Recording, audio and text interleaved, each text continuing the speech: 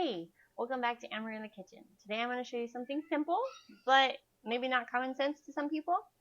We're going to rinse our vegetables before we cook them or make them into a salad or something like that. Make sure we don't get sick. Okay, so here we go. This is my bowl full of water. Normally I would have this in the sink, and just is a lot less messy that way. But you're going to take your vegetable, whatever vegetable it is that you are planning on using, and you want to fully submerge that vegetable. Okay, and then kind of spin it around a bit. Depending on what kind of vegetables you have, you can rub it.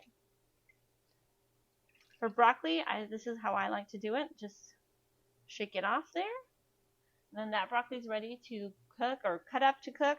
And then for beets, something like this where it's got the outside skin, also carrots, I like to leave the skins on because it has a lot more nutrients for your food, for your gut. But I like to scrub them with a brush. All right, and that way you get all the dirt off, but you retain the nutrients, so you can be healthier when you eat your veggies. All those phytonutrients and vitamins are in there. Okay, so those are a couple vegetables. The key is to make sure it's fully submerged. If you really think it's a contaminated vegetable, you can put some salt or baking soda, vinegar. Those all help with getting rid of the bugs, germs, all those fun things.